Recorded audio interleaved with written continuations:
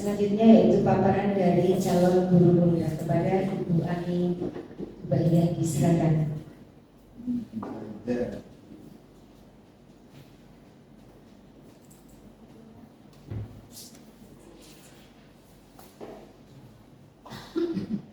Assalamualaikum warahmatullahi wabarakatuh.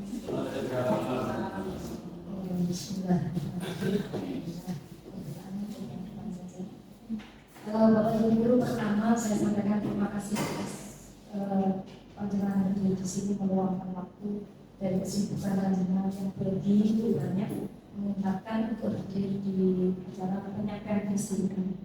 Sebenarnya ini penting tidak penting ya, mungkin berfotokopi data visi baru. Saya juga begitu. Bagi saya ini adalah hal baru. Terus terang di guru penggerak ini saya mendapatkan banyak hal baru, bahkan hampir semuanya itu saya pikir adalah baru untuk saya, termasuk membuat visi dan misi yang membuat visi dan prakarsa Tuhan yang selama saya menjadi guru hampir 23 tahun itu belum pernah saya lakukan. Nah ini hari ini saya membuat visi guru penggerak. Perlu membaca siswa kemana? Iya, kalau membaca soalnya sekarang kita mulai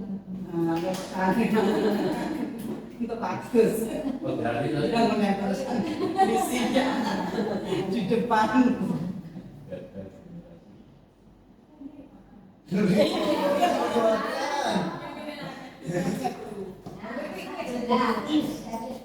Oh iya. Geser betul. Ya bisa. Laptopnya Bu. Remote di atas aja. Jangan copot kok.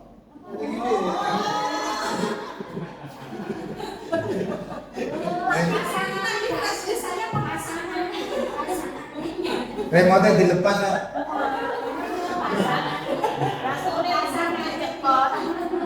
Saya gimana ya? Saya kok nggak enak di sini. Oh saya kesana jenengan Bu Budi.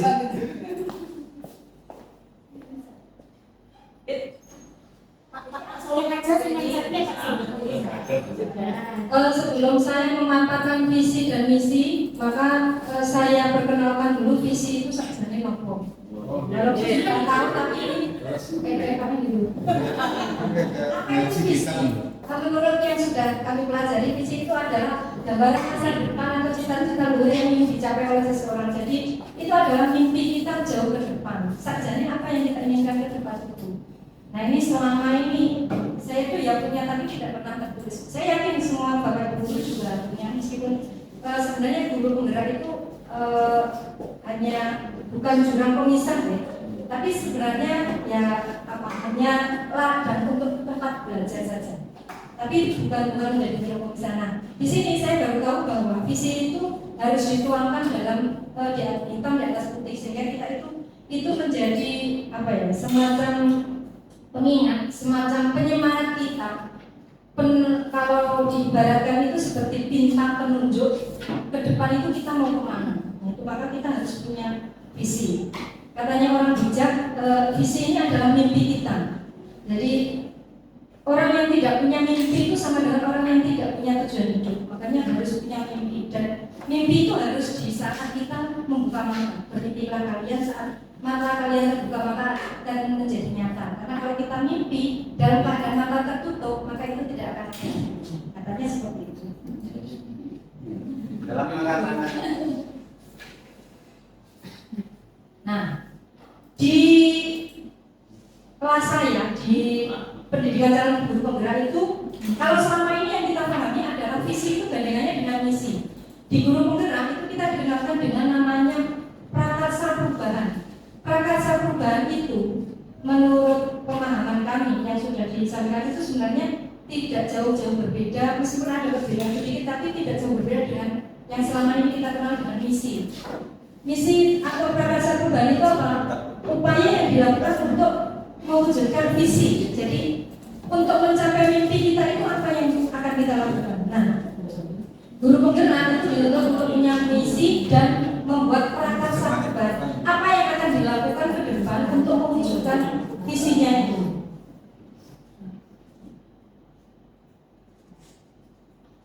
Nah, langkah Jadi kita digunakan dengan sebelum kita membuat visi itu ini, kita melakukan langkah-langkah atau menjawab pertanyaan-pertanyaan ini.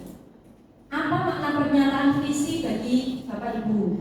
Kemudian apa harapan cita-cita Bapak Ibu untuk murid atau rekan didik atau komunitas sekolah kehidupan masyarakat sekolahnya, apa yang kita inginkan ke depan? Kemudian apa yang selama ini menjadi keyakinan bersama yang menyatukan, ya, yang itu akan membawa, yang akan menjadikan kita mempunyai sebuah tujuan. Kemudian apa yang diharapkan menjadi pembeda antara murid yang kita miliki dengan murid sekolah lain. Itu yang terakhir, apa kontribusi orang dewasa atau pemangku kebijakan terhadap kepentingan sekolah untuk mewujudkan murid yang memiliki karakter profil pelajar Pancasila sebagai tujuan pendidikan nasional. Jadi ini menjawab, kemarin saya sudah pernah, karena ini tugas, jadi saya sudah pernah membuat makna pernyataan visi bagi saya itu adalah sebagai baterai penyemangat untuk terus meninggalkan jejak kebaikan dalam hidup. Itu menurut saya. Kemudian cita-cita dan harapan saya itu sekian banyak. Kemudian yang ingin dicapai bersama, siswa mendapatkan kehidupan yang layak, sukses dan berkarakter, memiliki karakter profil pelajar Pancasila yang menjadi pembeda murid saya dengan murid di sekolah lain ini. Meskipun inputnya biasa-biasa saja, tapi outputnya yang luar biasa. Karena kita sadar, ya Bapak Ibu, sadar dengan sesadar-sadarnya bahwa sekolah kita itu bukan menjadi sekolah pilihan, tapi bagaimana kita membersamai anak-anak itu sudah ditinggal. Kedepan anak-anak ini menjadi anak-anak yang luar biasa. Insya Allah. Kemudian kontribusi pemangku kepentingan terhadap terwujudnya profil atau karakter profil pelajar Pancasila, yaitu dukungan yang all out dari pimpinan, baik secara materi, regulasi, pemikiran, dan fasilitas. Bapak Ibu, menurut saya kita mau melakukan perubahan itu nonsen kalau tidak didukung oleh fasilitas, tidak didukung oleh para pemangku kepentingan yang mempunyai kebijakan yang selaras dengan mimpi kita. Gitu. Makanya mimpi kita harus selaras, harus sama dengan harus didukung oleh para pemangku kepentingan untuk mewujudkannya. Nah, ini visi saya, Bapak Ibu. Visi saya mewujudkan murid yang beriman dan bertakwa kepada Tuhan Yang Maha Esa, berkarakter mulia, mandiri dan kreatif. Ini sudah melalui beberapa episode karena pemahaman kita itu terus ditempa sehingga kita itu pertama visinya, kedua sampai terakhir ini menemukan visi ini ketika saya membuat koneksi antar materi yang paling terakhir tugas itu.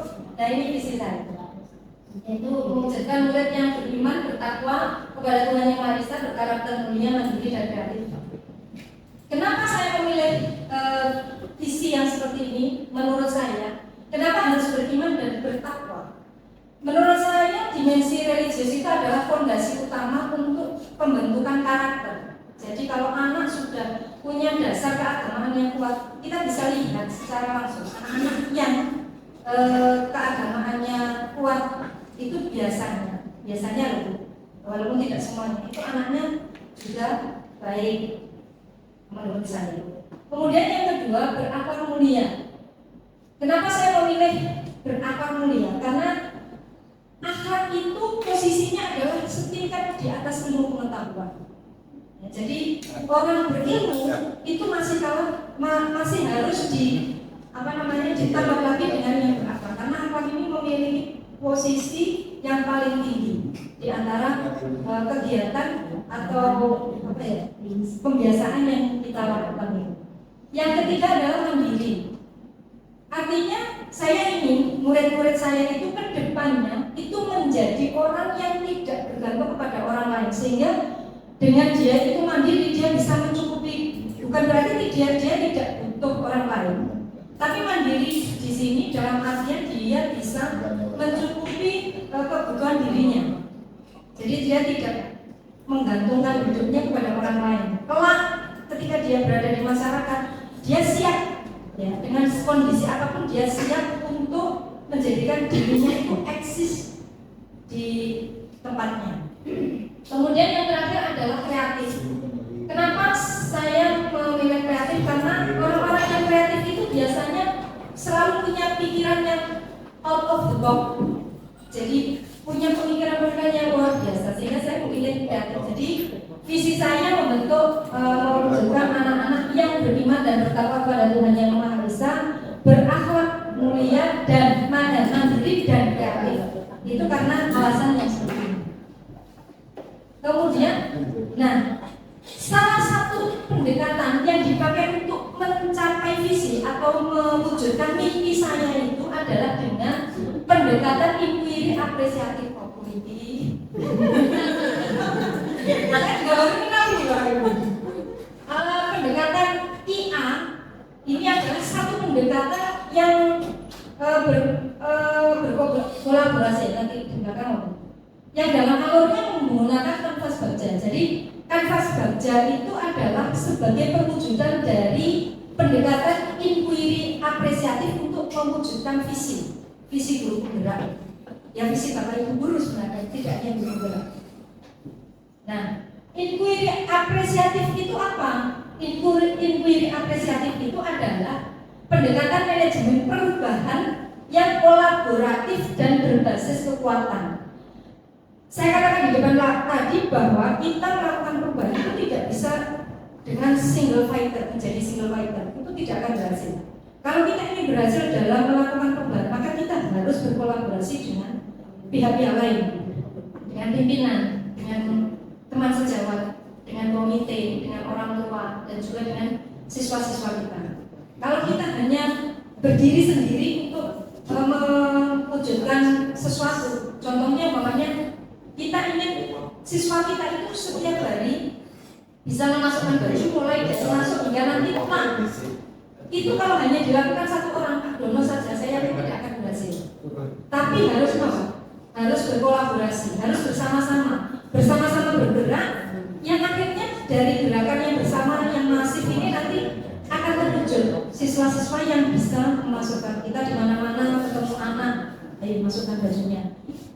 Setiap hari kupingnya mendengar, saya yakin itu akan lama-lama akan terbiasa. Anak itu setiap pagi dari pagi sampai pulang nanti memasukkan baju. Itu contoh.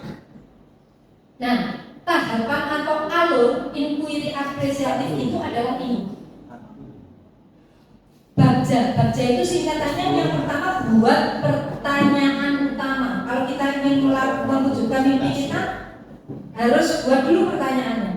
Kemudian ambil pelajaran dari mimpi, jabarkan rencana, atur eksekusi. Nah, ini adalah langkah-langkah untuk mewujudkan mimpi kita atau visi kita. Agar visi kita itu tercapai, maka yang kita lakukan itu adalah ini, kanvas baja. Prakarsa perubahan. Jadi yang akan saya lakukan untuk mencapai visi saya itu adalah membentuk murid yang memiliki karakter baik melalui pembiasaan di sekolah. Pembiasaan itu adalah hal yang setiap hari dilakukan. Kalau ini setiap hari dilakukan, nanti akan menciptakan sebuah karakter, akan menjadi karakter. Nah, kalau karakter ini terus dilakukan, maka akan menjadi sebuah budaya. Dan ini adalah selaras dengan pemikiran Ki Hajar Dewantoro yang menyampaikan bahwa tujuan pendidikan itu adalah terbentuknya sekolah merupakan tempat persemaian benih-benih budaya baru. Jadi sekolah itu tempat tumbuhnya kebudayaan, maka kebudayaan itu kita bentuk dari sini, dari pembiasaan.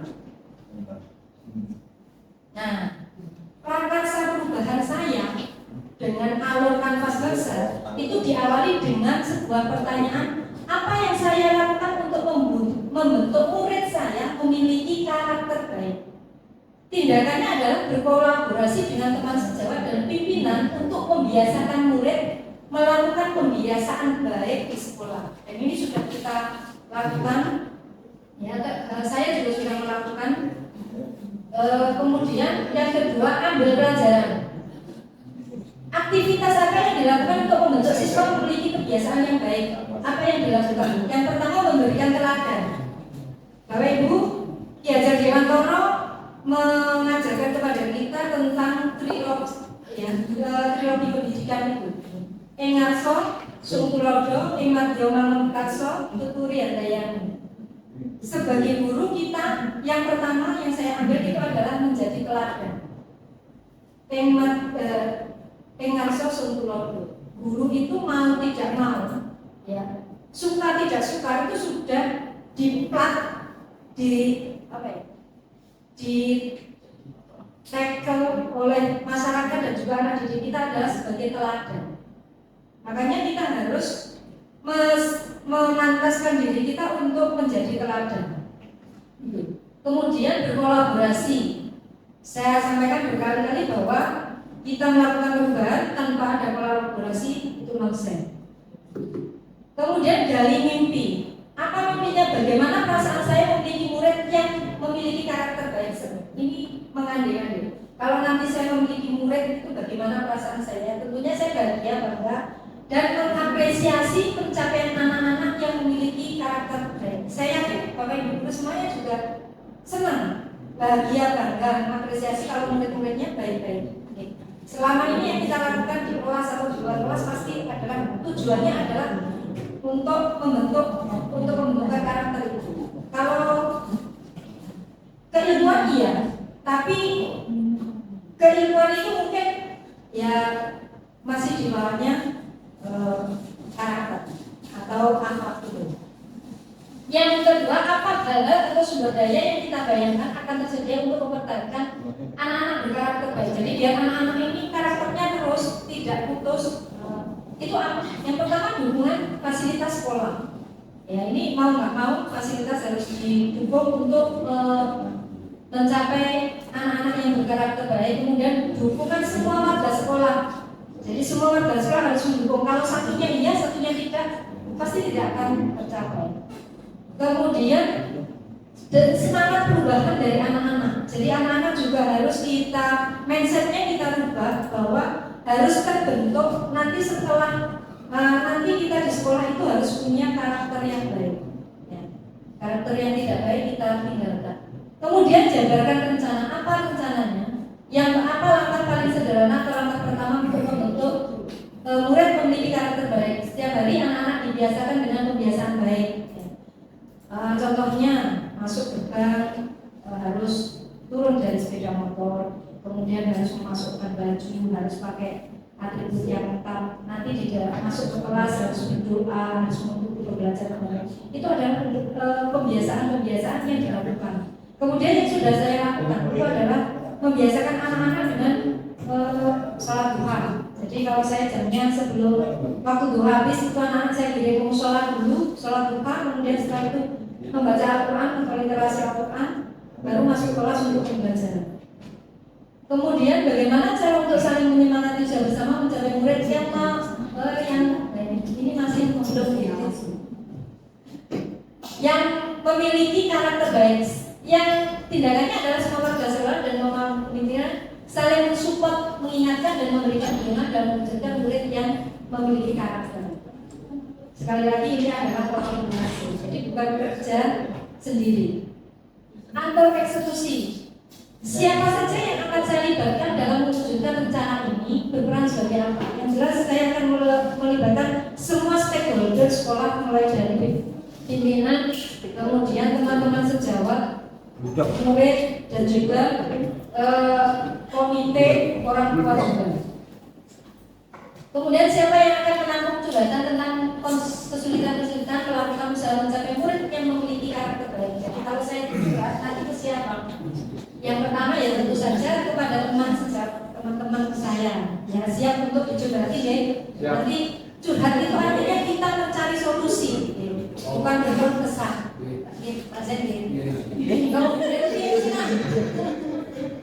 Kepada pimpinan tentu saja karena mereka adalah kepada kepala sekolah, kepada bapak-bapak wakil itu adalah yang tempat curhatan saya nanti kalau saya menjalankan visi saya.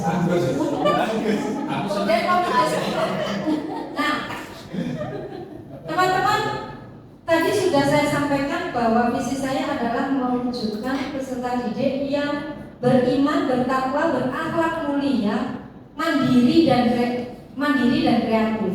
Itu visi saya. Impian saya ke depan, murid saya itu bisa seperti itu. Nah, diselaraskan dengan visi SMK Insan Menjiwan, terwujudnya lulusan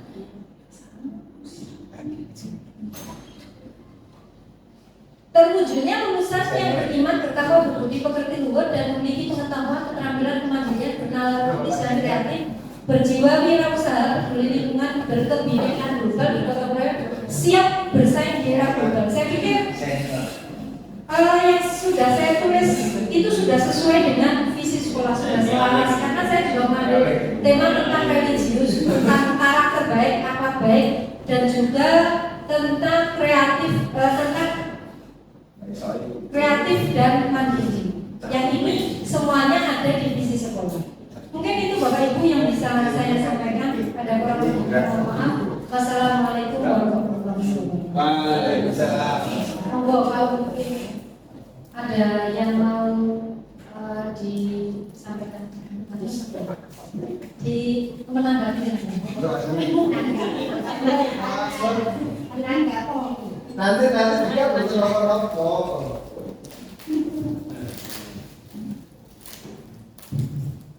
Terima kasih waktu yang diberikan kepada saya. Rekan-rekan saya selesai.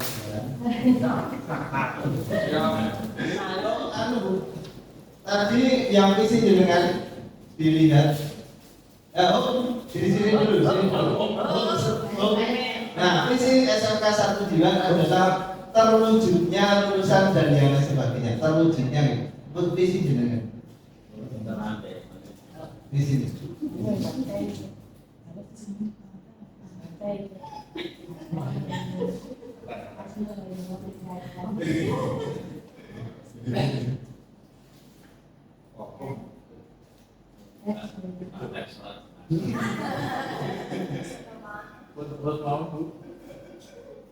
Nah, kalau visinya jenengan itu adalah mewujudkan. Setahu saya juga setahu saya. Mohon maaf nanti kalau salah. Atau nanti dari BPP nanti bisa memberikan informasi. Kalau mewujudkan itu adalah suatu masih proses. Mewujudkan itu masih proses. Kalau yang terwujudnya itu adalah sebuah tujuannya, goalnya tujuan. Seperti yang visi sekolah tadi kan terwujudnya. Jadi memang tujuannya itu yang terwujud, sudah pengen terwujud seperti itu. Kalau ya mohon maaf kalau jenengan kan mewujudkan berarti masih mewujudkan itu kan masih prosesnya seperti itu, masih seperti itu. Kalau setahu saya. Terima kasih. Memang pintar banget.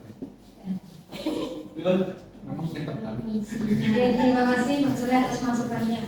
Jadi kata mewujudkan dan terwujud.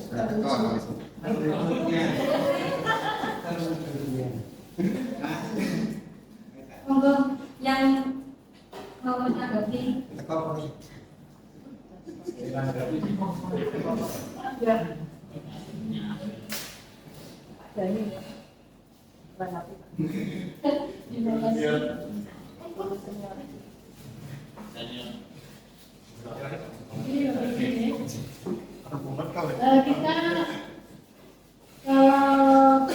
visi itu adalah cita-cita yang ingin kita raih. Sebelum saya mendampingi CGP, saya melihat visi-visi di usaha itu macam-macam. Ada yang membutuhkan, ada yang terwujud seperti itu. Gini Bapak Ibu, karena cita-cita itu sudah terwujud 60. Jadi belum ya. Itu saya lihat seperti itu. Kata dasarnya dari wujud. Mewujudkan berarti ingin mencapai visi. Visi itu seperti kita melihat kanvas putih. Di situ belum ada apa-apanya. Nanti kita yang akan memberikan warna yang sesuai kita inginkan. Misalnya warna merah, kuning, pelangi, atau sebagainya.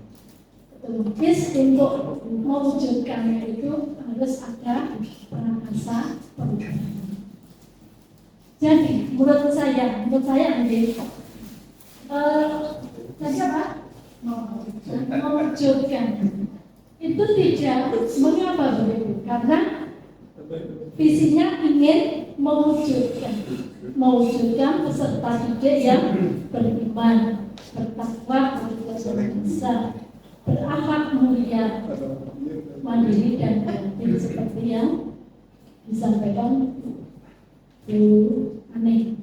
Sedangkan visi SMK itu adalah terwujudnya. Kalau dilihat dari konteksnya yang pertama tadi Bu ya, visi itu cita-cita. Kalau terwujud itu berarti sudah terwujud gitu. Berarti visinya sudah terlaksana. Itu kalau menurut saya dilihat dari bahasanya. Intinya sebenarnya sama. Karena sekarang kalau dulu visi misi, sekarang prakasa perubahan. Jadi kalau dulu mungkin patokannya kalau visi itu mewujudkan atau sebenarnya terwujudnya tadi, nanti misi mewujudkan. Kalau sekarang di guru penggerak itu tidak harus ada patokan seperti itu. Visinya apa? Visi itu adalah cita-cita, mimpi yang ingin diraih. Bukti nyatanya tapi apa? Harus ada prakasa perubahan. Untuk mencapai ke visi itu harus ada prakasa perubahan. Namanya prakarsa ya, perubahan kan harus berubah. Terus untuk ini yang saya amati dari visi sekolah maupun visi yang disampaikan Bu Ani, saya kok belum melihat seperti yang sekarang digagas sekolah ramah guru. Tapi untuk sekolah sudah ada ya tadi ini guru. Sekolah ramah anak. Ya. Jadi karena apa? Dinamakan sekolah ramah anak karena di mana kita mendidik, kemudian guru yang terlalu keras dan kalau ada masalah harus dibicarakan dengan baik dan nanti ilmunya Bapak Ibu bisa tanya Bu Amin dan Bu bagaimana nanti ketika kita menghadapi anak yang mempunyai masalah. Jadi itu Bapak Ibu banyak sekali ilmu yang didapatkan dari guru. Alhamdulillah sekolah Bapak Ibu ini ada yang terrekrut menjadi calon guru penggerak. Dan nanti kita lulus menjadi guru pemimpin pembelajaran. Apa yang diajarkan bagaimana guru penggerak nanti belajar jadi seorang pemimpin. Bapak Ibu saya pernah masuk ke dalam kantor sekolah. Di situ saya tergelitik ada poster satu contoh lebih baik dari 1000 nasihat. Ini sesuai dengan trilogi Ki Hajar Dewantara. Ngaso song. Jadi pemimpin itu harus bisa memberi contoh. Tetapi satu contoh lebih baik dari 1000 nasihat ini tidak bisa diterapkan ke anak itu. Jadi anak itu kan harus sering dinasihati. Tetapi kalau Bapak Ibu guru dan saya mungkin kalau pimpinan seringnya ini kan rasanya kalau seorang pemimpin itu harus contoh. Hadirnya seperti ini. Kita tidak sanggup. Bapak Ibu hadirnya. Kalau pemimpinnya sudah memberi contoh, insya Allah anaknya mengikuti. Terus apa lagi? Sudah insya Allah dari saya misalnya Bapak Ibu mungkin karena nanti masih ada Bu Yoni ya. Saya mohon maaf apabila ada kata-kata saya yang salah mungkin karena saya sendiri juga belajar. Saya belajar, beliau kami juga belajar, kita sama-sama belajar. Tidak ada yang lebih pandai, tidak ada yang lebih, karena hanya kesempatan saja kami memperoleh ilmu di dulu. Assalamualaikum warahmatullahi wabarakatuh. Waalaikumsalam.